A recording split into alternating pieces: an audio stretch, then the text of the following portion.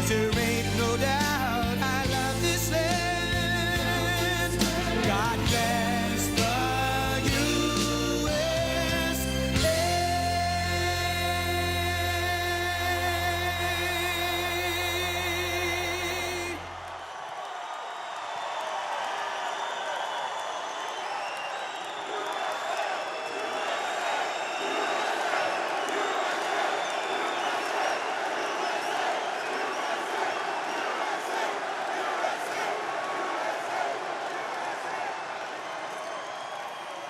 Hello, Florida. Hello, incredible people. I am thrilled to be in this great state where we, by the way, had a great victory. With thousands of hardworking American patriots who love our country and respect our great American flag.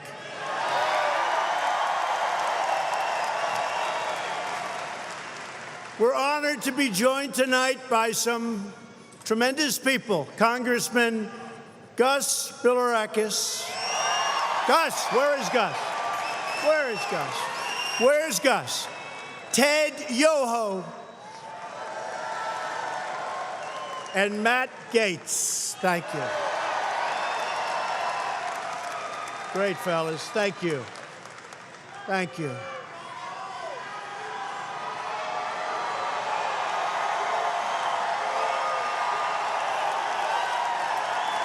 Thank you, fellas. I also want to recognize State Representative Jose Oliva and the former co-chairman of my Florida campaign, Representative Joe Gruters. Joe. Thank you, Joe. Thank you. And finally, I love you too.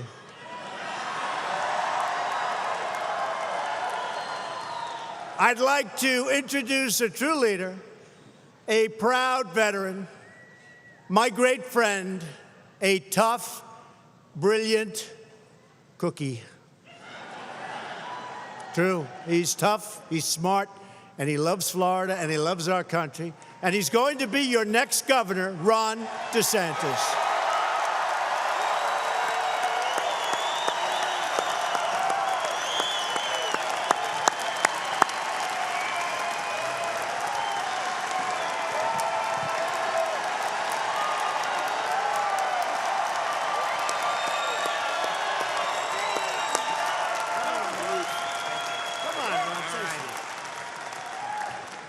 Welcome to Florida, Mr. President.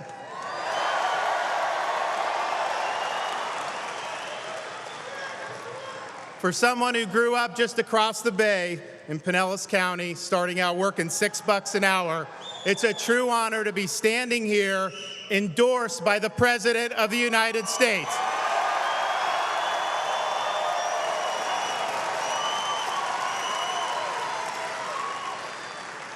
I appreciate your support, Mr. President, but I appreciate more the leadership you're showing for our great country.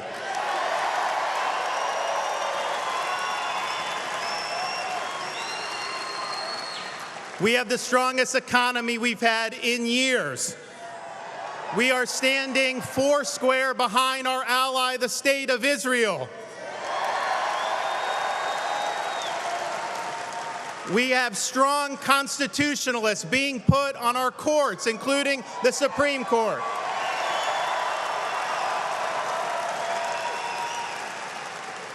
We have ended the disastrous Iran deal.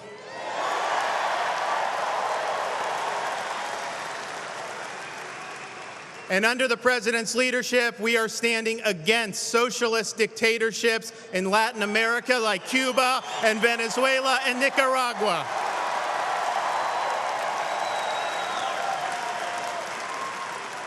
Florida is going in the right direction, and we need to continue our success and build upon it.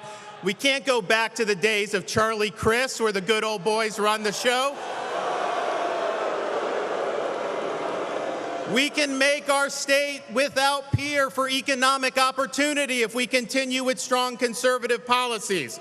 We can fight illegal immigration.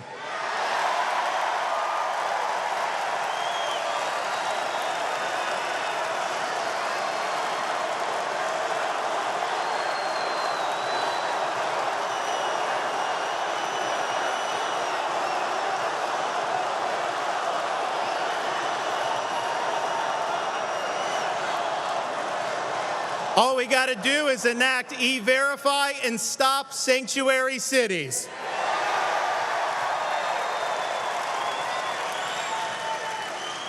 We can end judicial activism in Florida by appointing solid constitutionalists to our state courts, just like the president has done to the federal courts. And we can improve our education system by stopping Common Core,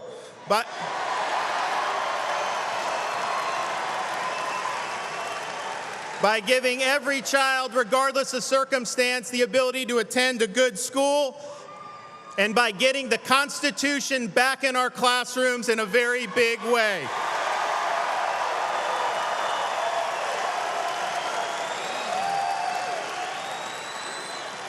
So, Mr. President, thank you for your support. Thank you for what you're doing for the state of Florida. I ask for your vote in the August primary, August 28th. I'd be honored to have it. Thank you, guys, and God bless America. Thank you. Thank you.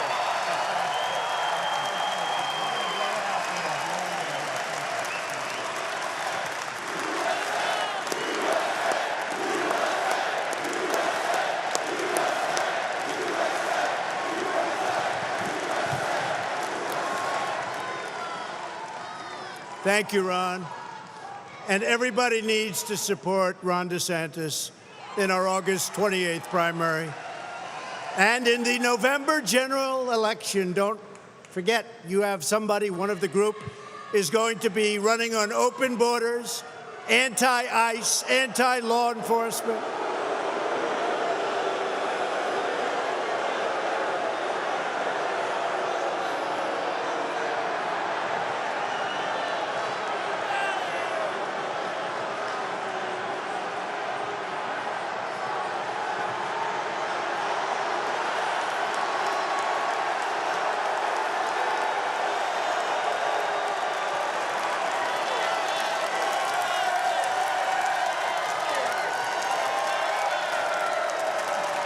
Oh, that's too bad. That's too bad. That's too bad. That's too bad. One person, and tomorrow the headlines will be massive protests.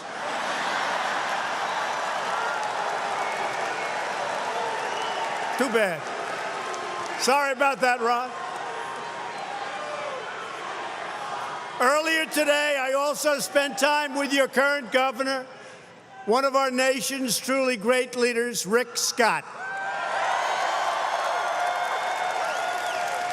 As you know, Rick is running to replace liberal, Democrat, Schumer-controlled, Nancy Pelosi-controlled, and the new star of the Democrat Party, Maxine Waters. Name is Bill Nelson. And you know, I live a lot of time in Florida. The only time I see Bill Nelson is 5 months before every election. And after a while, you forget who's the senator. But around 5 months, you see him at parties, and you see him around. And we have to be careful, because we have to make sure that Rick Scott wins, and wins big.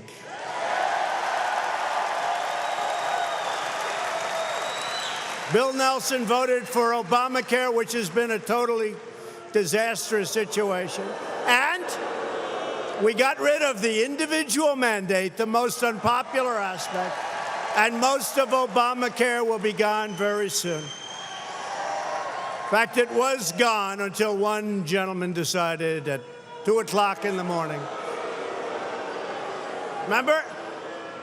Thank you very much. We appreciate it.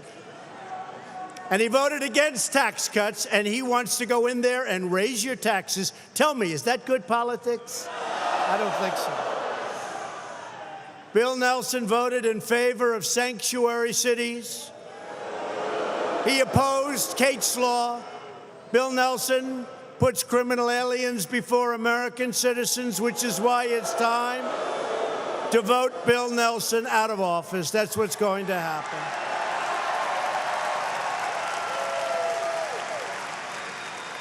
And we have two unbelievable people, Ron DeSantis, Rick Scott, fighting for Florida. They always will. And fighting to make America great again. That's what they're doing. That's what they're doing.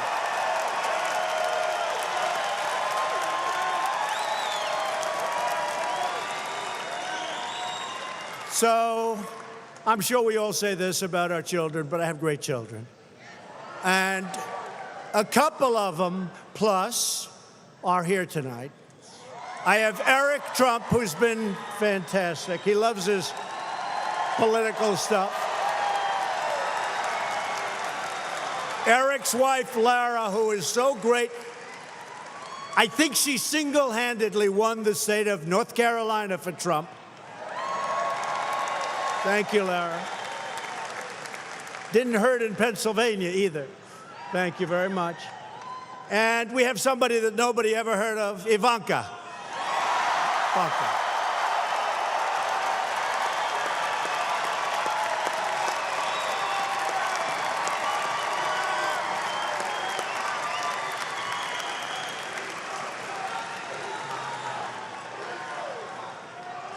Thank you.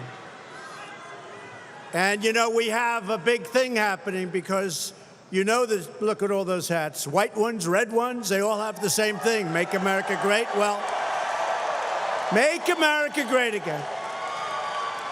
Only to be replaced by keep America great in about, I don't know, I guess we could do it now, but let's wait another year. We could do it right now, frankly. We're doing fantastically well. I also want to thank David Bossie for being here, Corey Lewandowski for being here, two of our great supporters.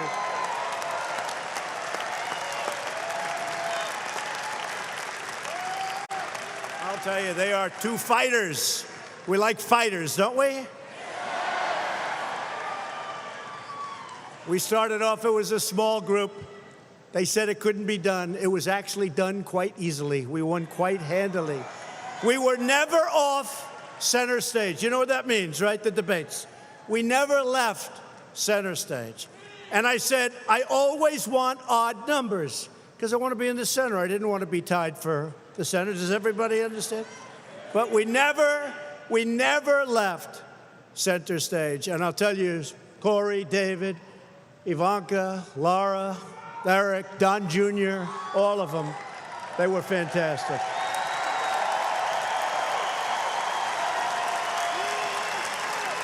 They were fantastic.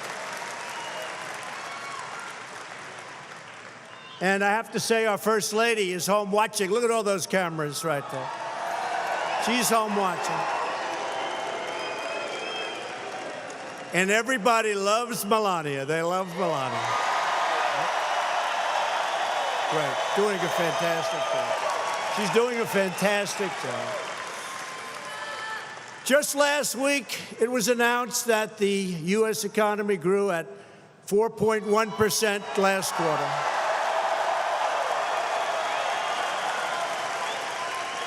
It was a number that everybody said was not reachable, and I would never want to say it during the campaign, even though I believed it. I believed it because they would not have given us the break. Fake news, fake news. They are fake.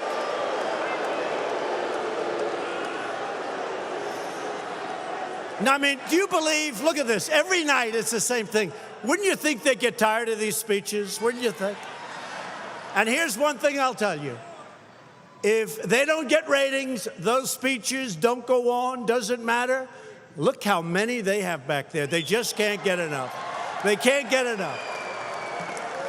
They cannot get enough. And by the way, outside, if you want to go, we set up for the first time a tremendous movie screen because we have thousands and thousands of people outside that couldn't get in.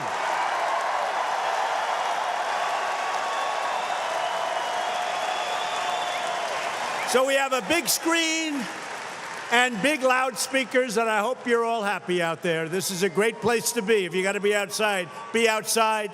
in the great state of Florida, right? Right? So we're setting records like never before. Since the election, we have added 3.7 million new jobs. They would not have believed it. We're in the longest positive job growth streak in history. Think of that. Remember I said, what do you have to lose? Right? Okay? What do you have to lose? And people said, I don't know, is that a nice thing? No, it's not nice or not unnice. What do you have to lose? The African-American unemployment rate has reached the lowest level in history.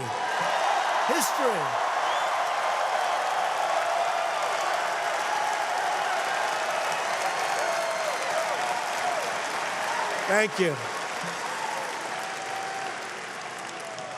You guys are great, thank you. Blacks for Trump. They say blacks for Trump.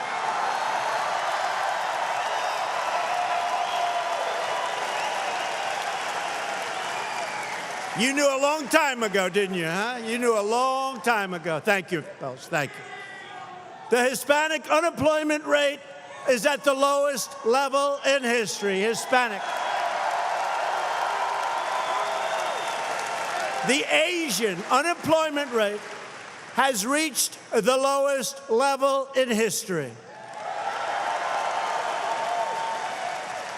Sorry about this, women, but the unemployment rate has reached the lowest level in only 65 years. It'll be history soon. It'll be.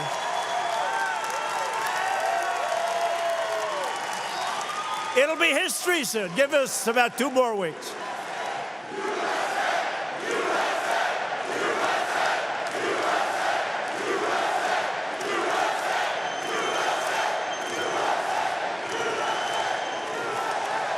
The veterans' unemployment rate, oh, do we love our veterans, right? Has reached the lowest level in 18 years. More than 3.5 million Americans have been lifted off food stamps since the election. American oil production is at an all-time high. We have never produced as much. And the United States is now a net natural gas exporter for the first time in more than 60 years.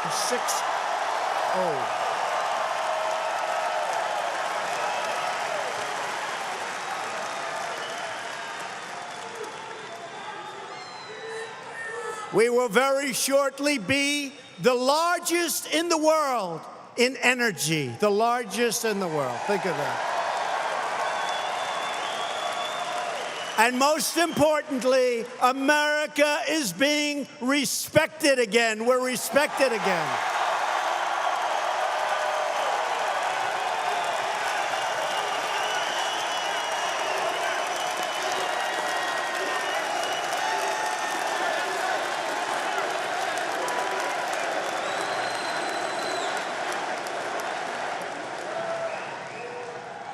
And I told the story the other day. I get to meet all these world leaders.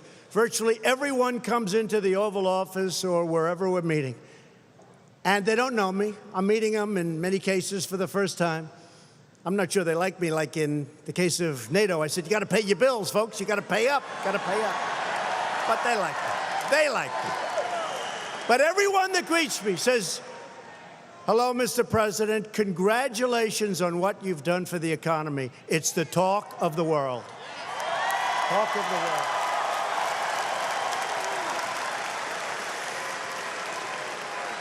Now that we have the best economy in the history of our country, this is the time to straighten out the worst trade deals ever made by any country on earth. They are the worst.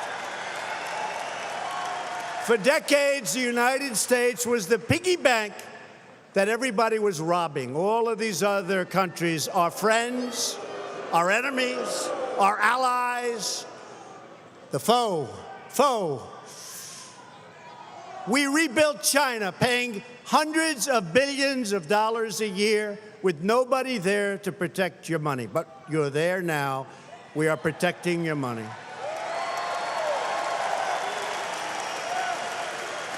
And I want to thank our farmers. Our farmers are true patriots. Because China and others have targeted, China had others, remember this, have targeted our farmers. Not good, not nice. And you know what our farmers are saying? It's okay.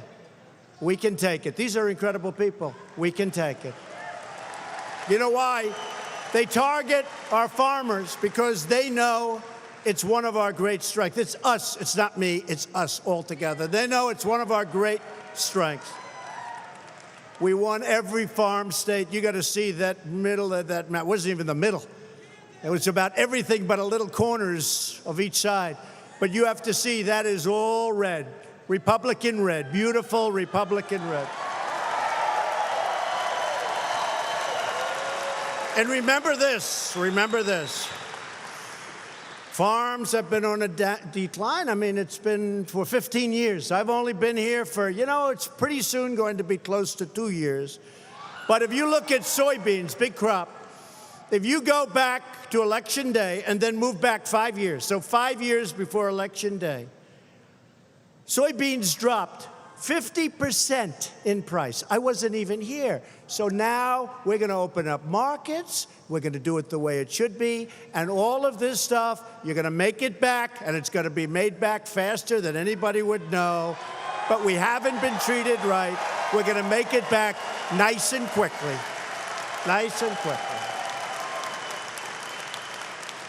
Now, after years of rebuilding foreign countries, it's time to finally rebuild our country, right? Wouldn't you say? Right?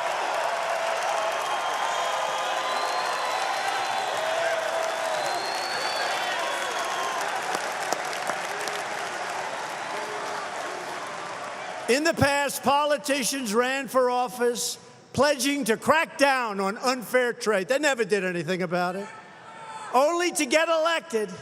And they just didn't do anything. The United States was allowed to truly get ripped off. But we're not going to let that happen. I'm not like other politicians. You've seen what happens. I've kept my promises.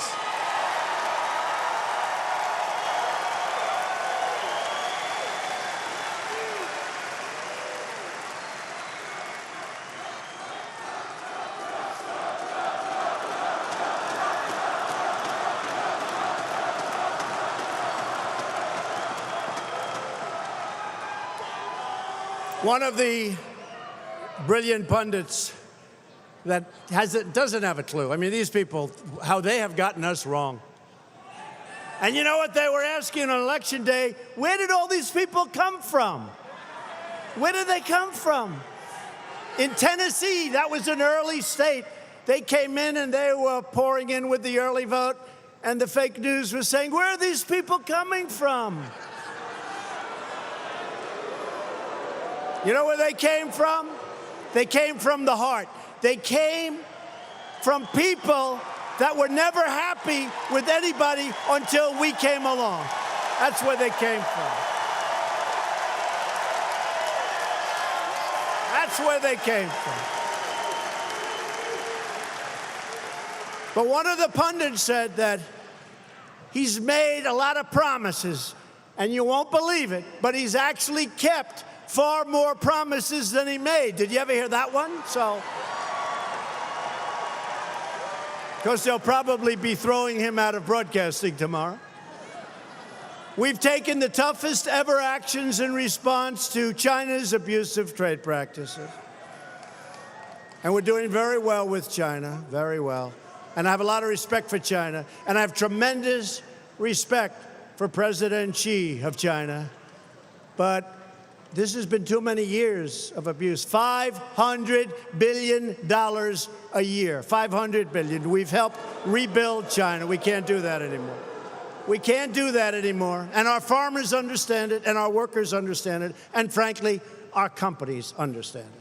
I was with one of the greatest companies in the world, the chief executive officer, very short while ago, and it really affects him. He said, you know what?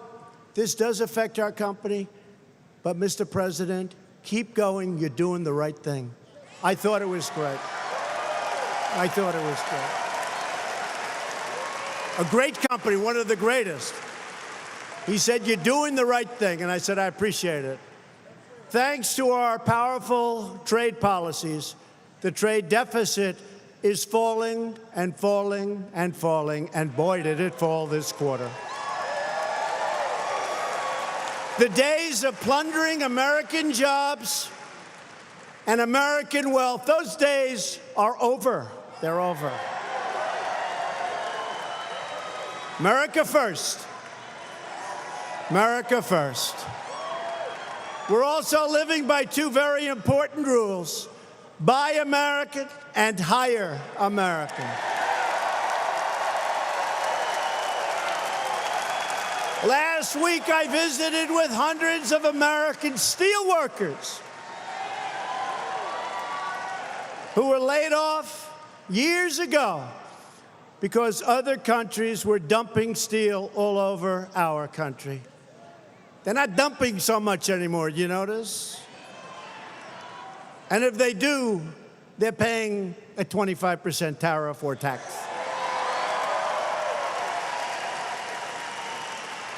So you know what I say to that? Dump all you want. I hope you dump a lot. Now, thanks to our tariffs, our steel workers are back on the job. American steel mills are back open for business. We are starting to set new records, and nobody believed it could happen this quickly.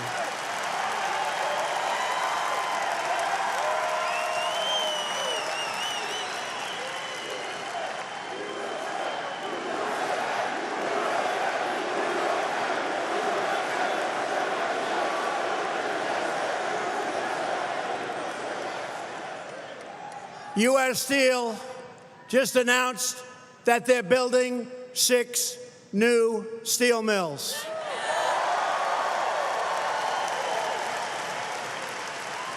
And that number's soon going to be lifted, but I'm not allowed to say that, so I won't.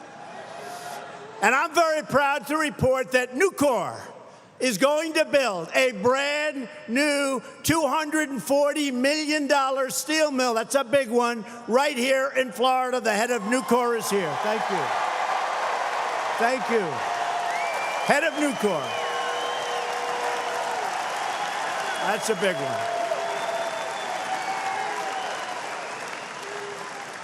Democrats want to raise your taxes. They want to destroy your jobs. They want to crush our industries with crippling regulations. And you know, the stock market is up almost 40% since that great November day. Your 401ks are doing very well. 401ks. I tell the story. I was in New York and I shake hands. I love law enforcement. Do we love law enforcement? And I was shaking hands with policemen in New York City, and the first one came up to me and said, Mr. President, I want to thank you so much. I said, what did I do? He said, my 401k is up 44%, and my wife thinks I'm, for the first time, a financial genius. She's giving him all the credit. She said, darling, I love you so much. And he said, yes, I'm a great financial wizard. But he said, you're just making me look so good. And all of you, who has 401ks here?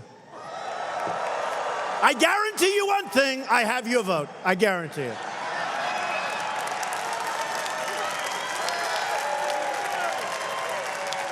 Of course, if the fake news did a poll, they're called suppression polls. You know, polls are fake just like everything else. If the fake news did a poll, it would show that I'm only getting 25% with the 401k people, even though they're up 44%. No, we're doing well. We're doing well, and I'm happy you're doing well. They just came out with a poll. Did you hear? The most popular person in the history of the Republican Party is Trump. Can you believe this?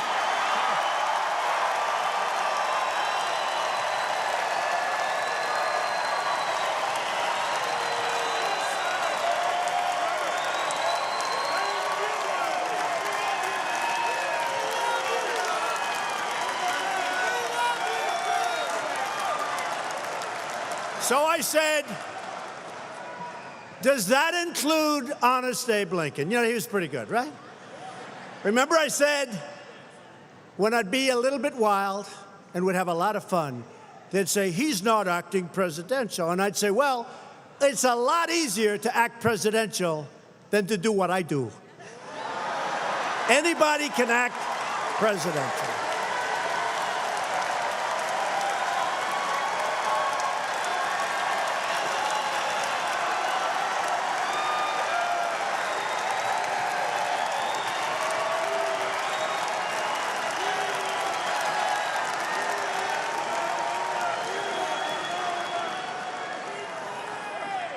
Ladies and gentlemen of the state of Florida, thank you very much for being here. You are tremendous people. And I will leave now because I am boring you to death. Thank you.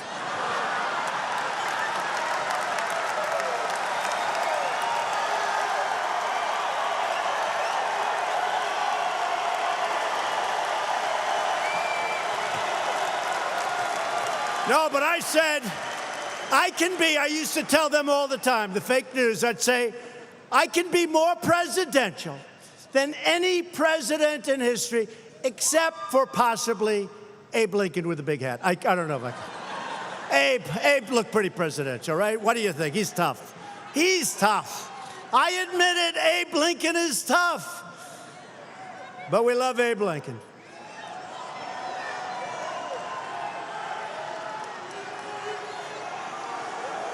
One of these guys, when that poll came out, most popular, and it was in the 90s, and one of these guys is on television, you know, can't miss a word. They see the poll, oh my God, look at this, oh my God. Yeah, 7 more years, 7 more.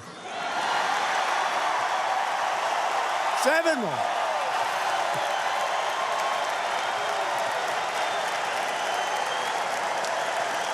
Oh my God. Oh. We got to find something. We got to do anything to get him out. He's doing too well. This is not good. Worst of all, Democrats want to, you know that. They want to open our borders. They want to let crime, tremendous crime, into our country. We can't do it. Republicans want strong borders and no crime. Democrats want open borders, which equals massive crime. And on top of that, the Democrats, Nancy Pelosi, the whole group, Maxine, she likes me a lot.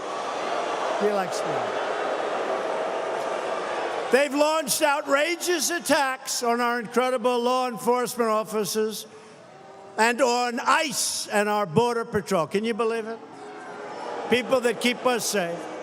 Their new platform, what they want to do, the Democrat Party, they want to abolish ICE. In other words, they want to let MS-13 rule our country. That's not going to happen. Every day, the brave men and women of ICE are liberating communities and towns from savage gangs like MS-13 that are occupying our country like another nation would. We want maximum border security and respect for our heroes, ICE, Border Patrol, and law enforcement.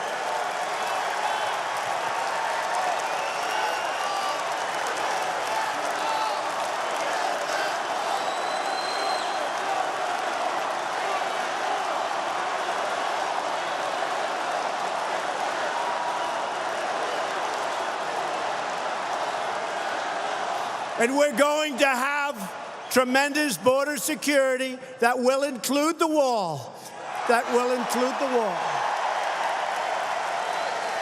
Now, a lot of people don't know it, but we've already started the wall. We got $1.6 billion, and we've started large portions of the wall. But we're going to need, even the way we negotiate, we're going to need more, and we're going to get more. And we may have to do some pretty drastic things, but we're going to get it. Because the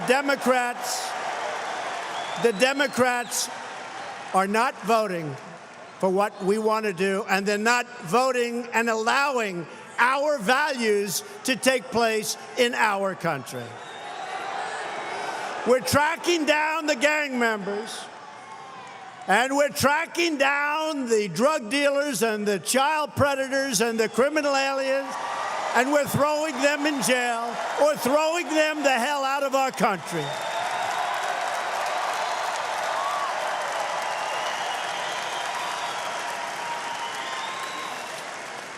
In some states, Democrats are even trying to give illegal immigrants the right to vote. They want to give them the right to vote. And what about all of those people that are waiting online for 7, 8, 9, 10 years, trying to get into our country? They don't have the right to vote. We believe that only American citizens should vote in American elections.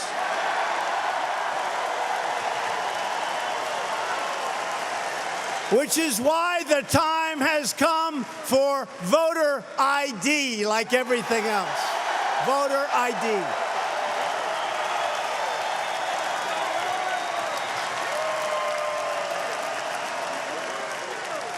You know, if you go out and you want to buy groceries, you need a picture on a card. You need ID. You go out and you want to buy anything, you need ID and you need your picture. In this country, the only time you don't need it, in many cases, is when you want to vote for a president, when you want to vote for a senator, when you want to vote for a governor or a congressman. It's crazy. It's crazy. But we're turning it around. Remember, I said, it's awfully early to be thinking this, but I always think it. Remember the attack on Merry Christmas? They're not attacking it anymore. Everyone's happy to say Merry Christmas, right? Merry Christmas. Merry Christmas. That was under siege. You'd have these big department stores that say Happy Holidays. They say, where's the Merry Christmas? Now they're all putting up Merry Christmas again. And that's only because of our campaign. And by the way, the evangelicals and Paula White, Pastor Paula White, the evangelicals have been so amazing to us. They came out and they voted 84% and double and triple the numbers that ever voted in an election before. We love the evangelical Christians. If you want safety, if you want borders, if you want to have a country, then you need to go out and vote Republican.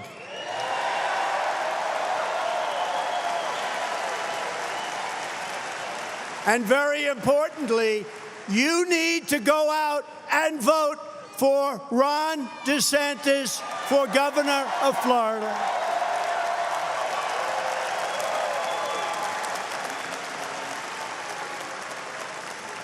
The lobbyists and special interests fighting against my administration, many of them are globalists. They care what happens in other countries. I care what's happening in the USA.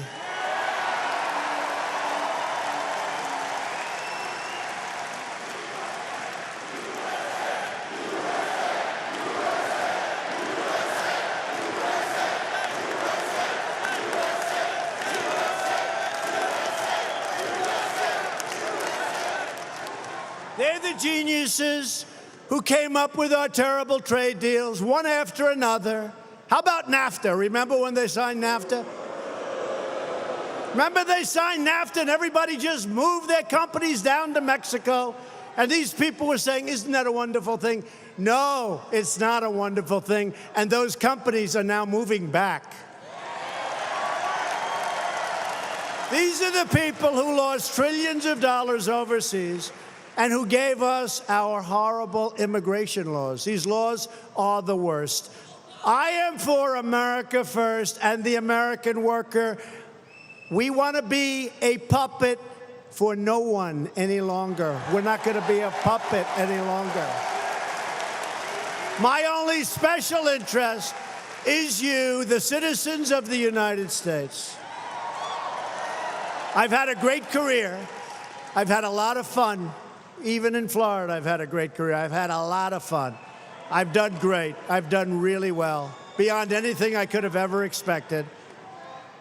And then I ran for president with no experience, and I won. Isn't that interesting?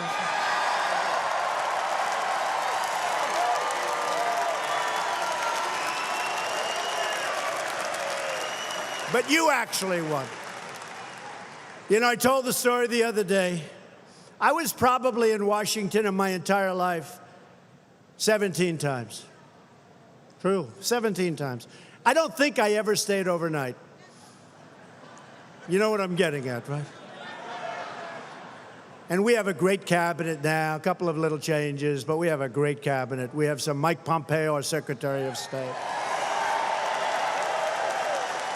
So many great people. And we're really getting it. We have just incredible people. But I made some choices that I wouldn't have made. But I'm riding down Pennsylvania Avenue.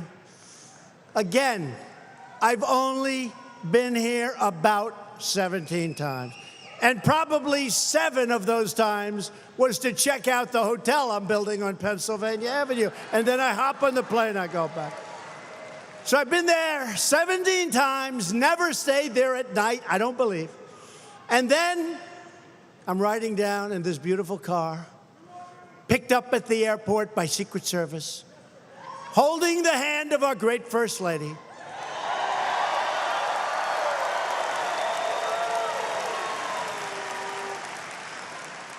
And I look at her and I say, honey, guess what? I'm President of the United States. President of the United States.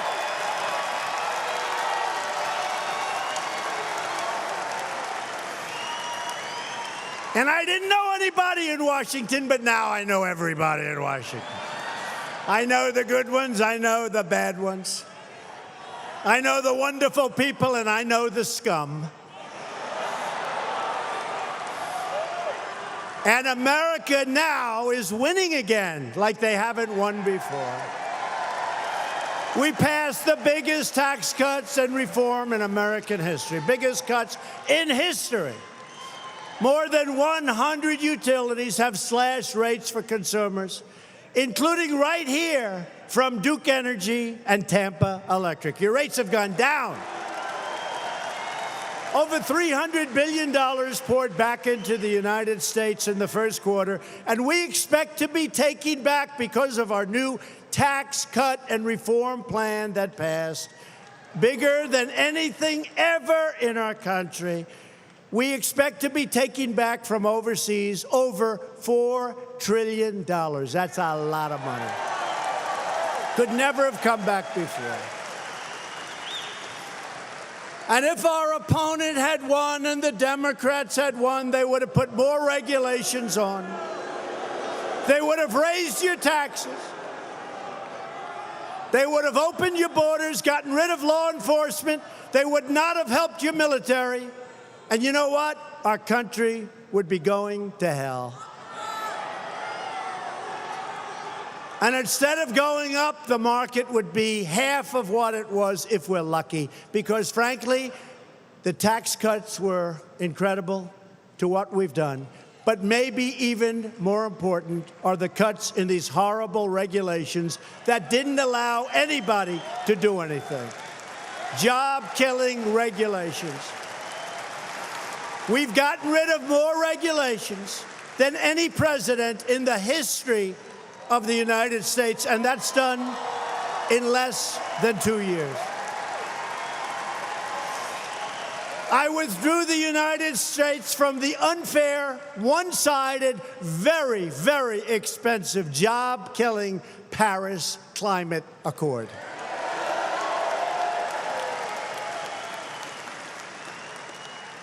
We repealed the core of Obamacare. The individual mandate is gone.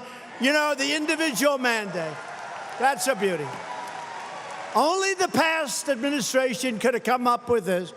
That's where you pay a lot of money for the privilege of not paying in order to have poor health care. Other than that, it's a wonderful thing. So you pay all this money for the privilege of not having to pay, and the health care is no good to start off with. And we're doing great on health care. We're allowing Americans to buy better health care for less money through association health plans, including across state lines bidding. You're getting tremendous competition. We passed the biggest VA reform in half a century, Veterans' Choice. If our veterans can't get the care they need from the VA, they will have the right to go see a private doctor. We'll pay for the doctor, and frankly, we'll save a lot of money. We'll help a lot of vets. Everybody said they've been trying to get it for 45 years. Everybody said you can't get it. Think of it.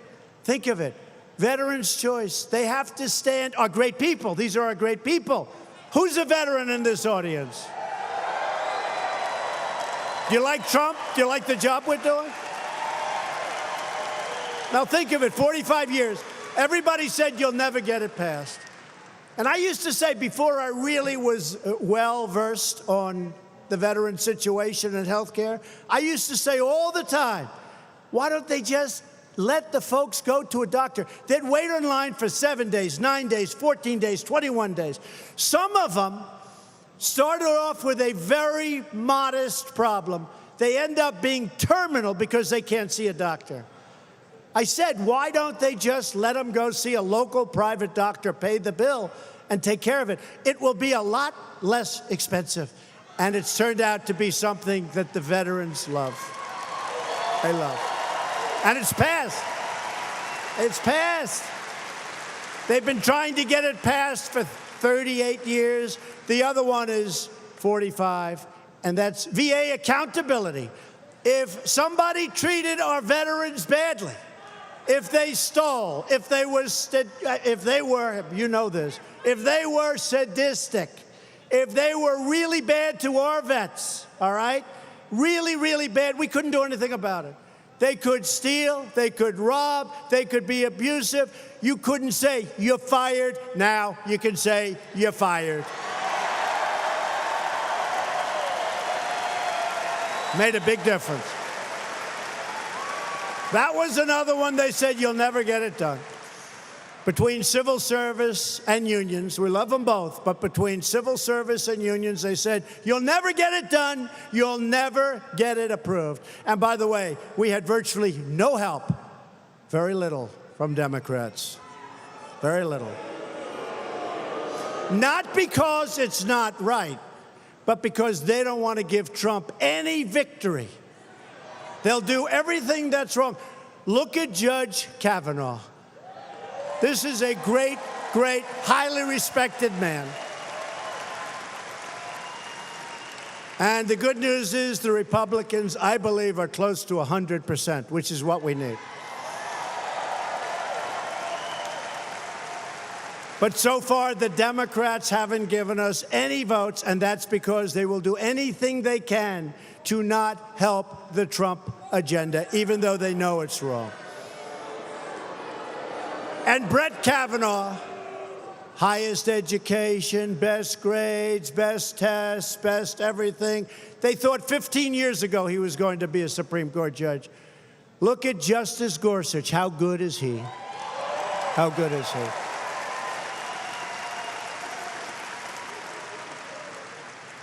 So we're getting them through, but it's not easy because they really are. You know, their term that they use is resist. It's actually resist and obstruct. Whatever they can do to resist and obstruct. And frankly, They're lousy politicians. They have horrible policy. The one thing they're good at, they stick together. And they obstruct. And it's unfortunate. Do you know we have almost 400 people trying to get into government, many of whom have left their jobs, and the Democrats are holding them up with maximum delay. They're holding them up, not allowing these great people to serve their country. It's a disgrace. That's Chuck Schumer, and it's a disgrace. It's a disgrace. But we'll get that Supreme Court judge, and that's the big one. That's the big one. Really important for those who love our military, we have secured a record $700 billion for our military, with another $716 billion next year, all approved. And this is great news for the incredible patriots at MacDill Air Force Base, the proud home of the 6th Air Mobility Wing, U.S. Central Command and Special Operations Command. Come on, listen.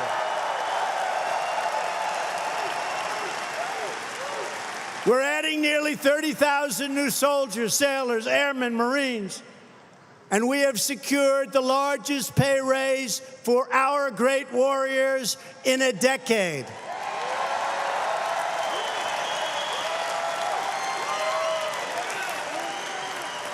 I've also directed the Pentagon to begin the process of creating the 6th branch of our military, the Space Force.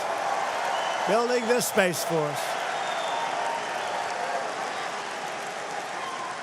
And we're doing well in North Korea, although I happen to think that we're doing so well with China that China maybe is getting in our way, but we're going to figure that one out before you can even think about it. But we're doing well in North Korea. We have our, as you know, we have our hostages back.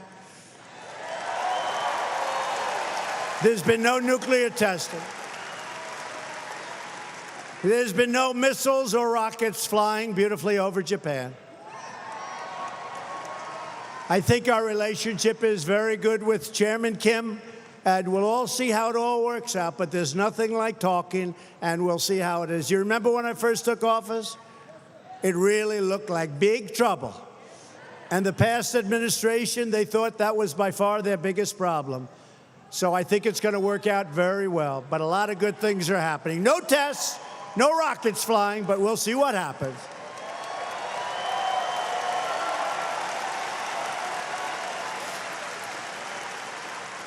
And our Vice President, Mike Pence, is going to Hawaii to bring back the remains and to greet the families of our great heroes who gave their lives in Korea. Our fallen warriors are finally coming home to lay at rest in American soil.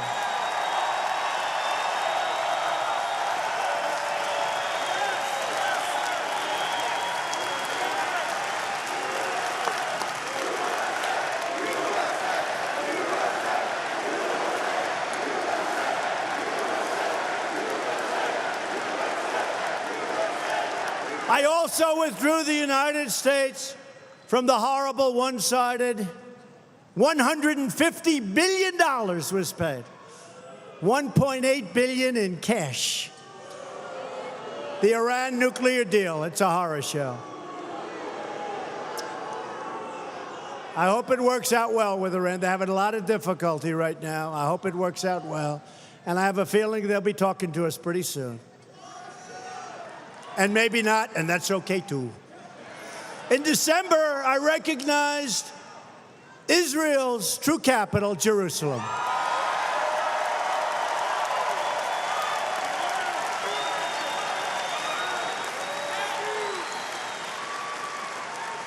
And in about 5 months, we opened already the American embassy in Jerusalem. And people had that scheduled for anywhere from 5 to 10 years, and you all know the story. We took an existing building, we played around with it, we renovated it, we fixed it up. We used Jerusalem stone, one of the finest stones actually in the world, Jerusalem stone. So instead of spending $1 billion, and the papers were right in front of me, sir, would you please prove this? What is it? This is for the embassy in Israel. American, sir.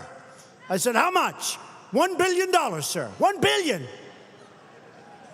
I immediately called our great ambassador to Israel, David Friedman. Very successful man, great lawyer, one of the most successful lawyers in the country before he decided to do what he's doing. I said, David, they want us to pay $1 billion for the embassy. I don't want to pay $1 billion. I said, study it. Do you have any buildings that we own? We own so much, we don't even know what the hell we own. Find some building in a great location, call me back. Called me back 2 days later, he said, Mr. President, sir, we own the best site in Jerusalem. It's big, it's beautiful, and it's got a building on it. I can take that building and renovate it. I can do it for $140,000. I will.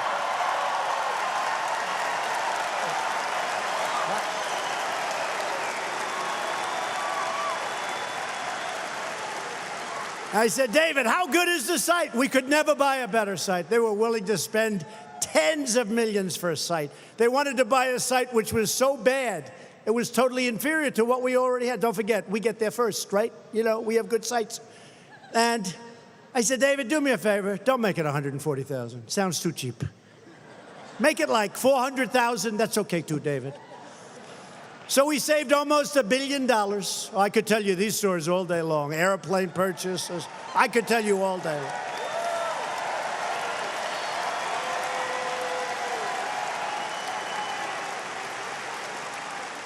And we started working, and for $400,000, we actually have a very beautiful American embassy in Jerusalem. Really beautiful. Now, that's one I guarantee no other president's doing. Can you imagine crooked Hillary doing that? Can you, honestly? Can you imagine?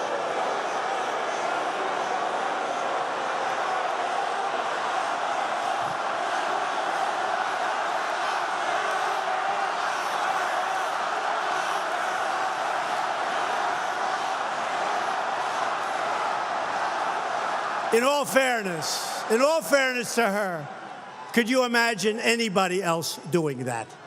Nobody else. Nobody else is going to do that.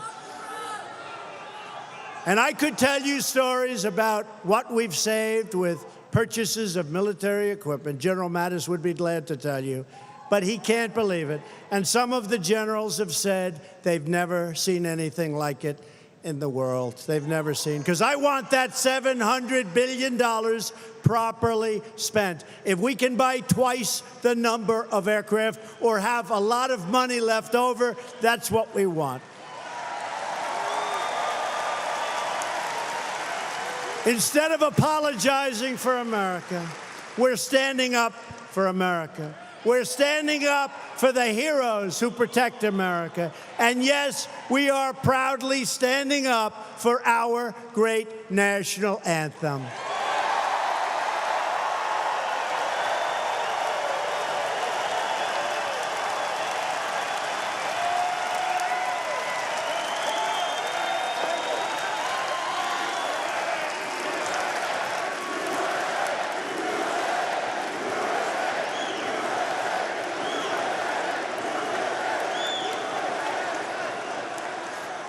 With every promise we keep, every record we break, every factory we open, we are restoring American strength and American pride.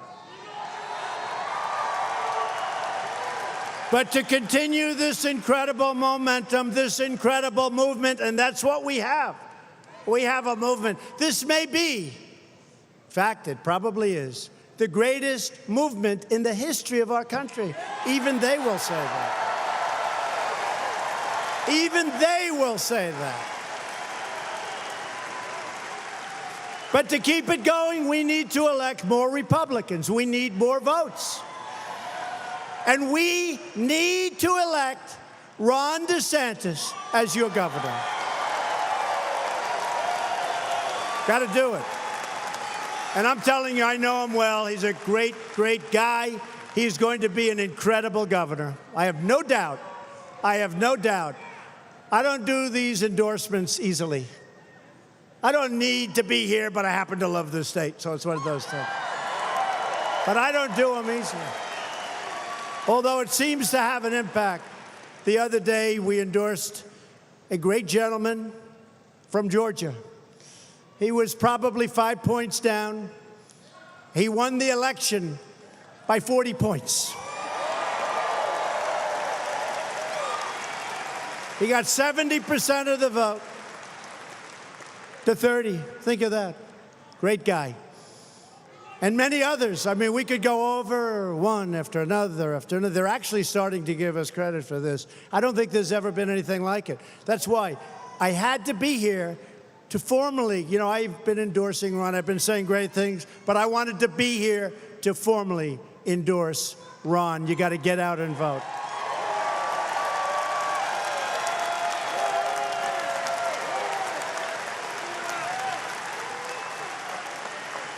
Thank you, Mrs. DeSantis. Thank you. Thank you. Beautiful family. Get your friends, get your colleagues, get your neighbors, and get out and vote in November. You got to do it because, remember, we're going to win this primary, but don't take any chances. Nice lead. Nice lead. Don't take any chances. And then give yourself 10, 15 minutes of happiness, and then go back to work for November. Because we have to remember, they're putting up, I know some of the candidates, these are people that don't care about stopping crime. These are people that don't care about people pouring into our country when they shouldn't be here. They don't care about stopping drugs from poisoning our youth and pouring over the border. They don't care. Your future governor cares, and your current governor cares. Rick Scott.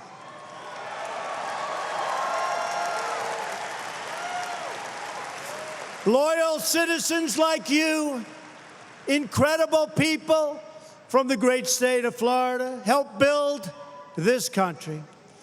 And together we are taking back our country. We are returning power to where it belongs, the American people.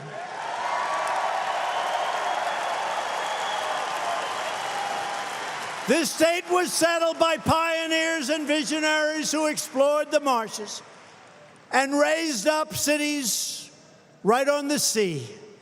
This state was built by red-blooded American patriots who opened the first naval air station at Pensacola and launched the first brave Americans soaring into the heavens. We stand on the shoulders of generations of proud Americans who knew how to work, knew how to fight, and knew how to win.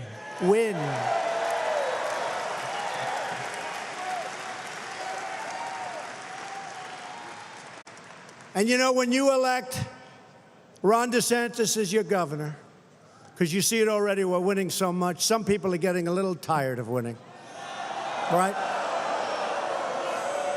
Well, by then, it'll be another year and 2 years and 3 years.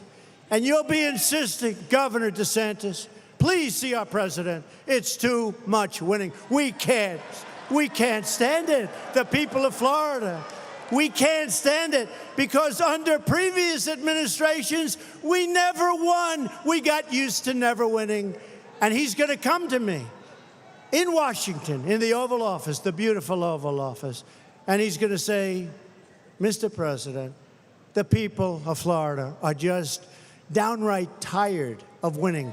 They can't stand it. It's just too much, Mr. President.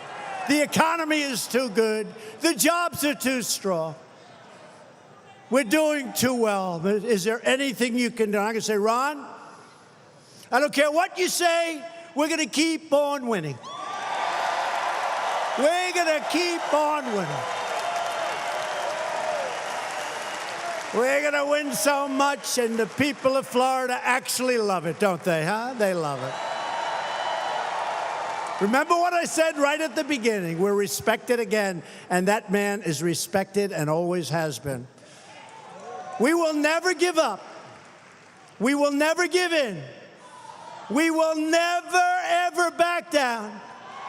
And we will never, ever surrender.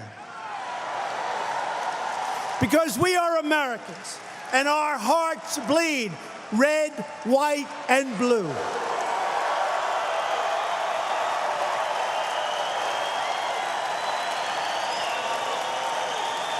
We are one people.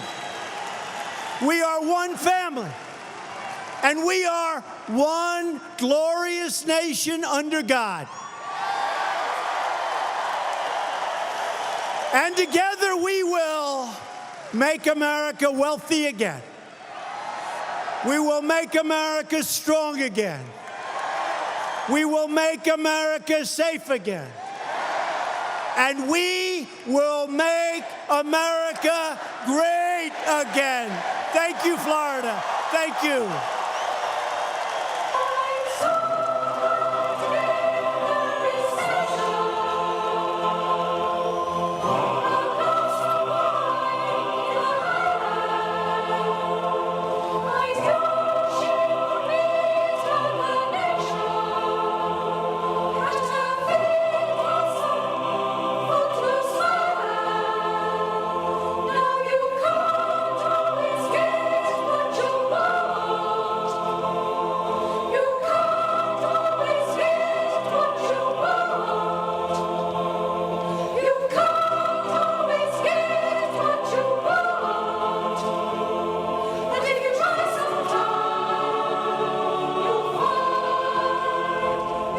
You've been listening to President Trump at a campaign-style rally in Tampa, Florida, with a lot of red meat for the president's supporters, covering a wide range of topics there, including, of course, immigration, tax cuts, the economy. Our own CBS News Chief White House correspondent Major Garrett is on the road, had another ringside seat for yet another rally. Major, so it was interesting. The president was there to rally the base on behalf of Congressman Ron DeSantis.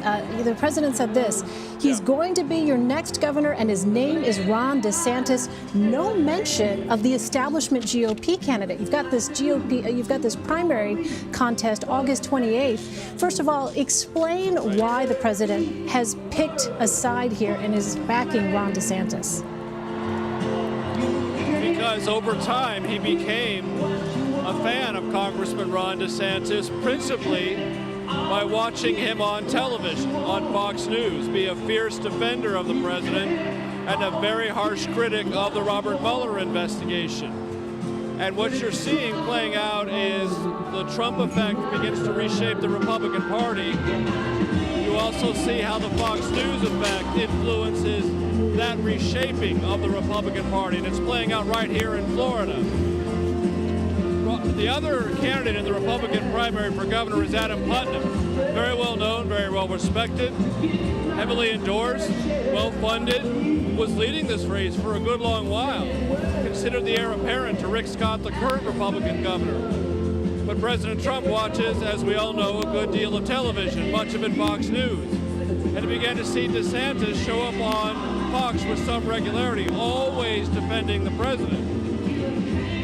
That affinity developed because the president liked what he heard from Ron DeSantis and therefore decided to wade into this primary. Even though not only have many Florida Republicans backed Adam Putnam, one of the president's closest political allies in this state, Pam Bondi, the Attorney General, has also backed Adam Putnam. So the president is putting himself right in the middle of a Republican primary. The last day to register to vote in that primary is this coming Monday. So the president came down here not only to offer a speech about what he's accomplished as president, but to bore in on this Republican primary and put all of his weight behind Ron DeSantis, mentioning him many, many times through the course of his remarks, trying to set an echo effect across the entire state. By endorsing DeSantis just a few days ago, or maybe a couple of weeks ago, I've lost track, the race has now shifted. Putnam is now trailing by double digits and is wondering, if he can bounce back. Well, the president is trying to make sure Adam Putnam doesn't bounce back and that he reshapes the Florida Republican Party by elevating DeSantis and making him the Republican nominee. And let's turn to Governor Rick Scott and his Senate contest. Interestingly, Governor Scott is not there at the rally. Can you explain why that might be? Well, Rick Scott was at the White House this morning, focusing on the alliance he has with the president on policy. But I don't think Rick Scott considers it a good idea to associate himself with this intra-party squabble going on. The one really not created by the president because DeSantis was running, but made all the more visible by the president's endorsement of DeSantis and how that endorsement remade the race almost overnight. I think Rick Scott would prefer to keep somewhat a distance from the race to succeed him, focus on his campaign, focus on what he does and has done as governor to work alongside and with the Trump White House, but not put himself in the middle of this intra-party feud. Well, Major, during the rally, did I hear correctly, did the president say at one point that you needed an ID to buy groceries? I think that comment had a lot of folks scratching their heads. But the broader point the president was trying to make there was that he was calling for voter ID. As I understand it, voter ID exists there in the state of Florida. Yes, that's one of those things where the president knows that it's a popular idea and concept among conservative voters, and he's less interested in the underlying specifics. Do you need a picture ID to buy groceries? No, you don't. Or is that the law of the land in Florida? Yes, it is. It's already a resolved issue. Never mind. No, it's one of those larger cultural touchstone issues. And the president sprinkled those through his remarks. And Elaine, if I could for a moment, I want to say something about this rally. It's been a while since I've been on the road with the president. And I think there could be a tendency to say, well, all the rallies are the same. And in certain large respects, they are the same. Big venue, the same iPod songs, the same signs, generally the same enthusiasm. And you could be lulled into a sense of intellectual or political analysis complacency by saying, well, these rallies are basically all the same. They're kind of repetitive. Not true. They're different in one important respect. Voters who were with Trump now feel vindicated. They feel as if they were right. They feel as if they are reaping the benefits of the political choice they made in 2016. And I detect, at least at this rally, not only a sense of that vindication, but if possible, a deeper sense of attachment to this movement, this cause, this political construct that Donald Trump has placed before the Republican Party and not incidentally before the country. So I think it's worth noting that there is a second stage to the Trump phenomenon, and it's playing out among Trump supporters. Its effect on the DeSantis-Putnam race here in Florida is already visible. The very important test, and we have to keep an open mind about how this test is going to play out in the midterm elections, is can that effect have any resonance outside of Republican primary contest? Can it translate in congressional and Senate races in a midterm election? And if it does, then you have a genuinely cycle-to-cycle political phenomenon going on. I'm not predicting that, but for lots of understandable and quite obvious reasons, based on what we saw in 2016, I'm cautious about suggesting it can't happen. Major Garrett, always terrific to have your astute observations, insight, and analysis. Thanks so much, Major. Thank you. Thank you, Elaine. And we'll be back with more of the day's news. Stay with us. You're streaming CBS app.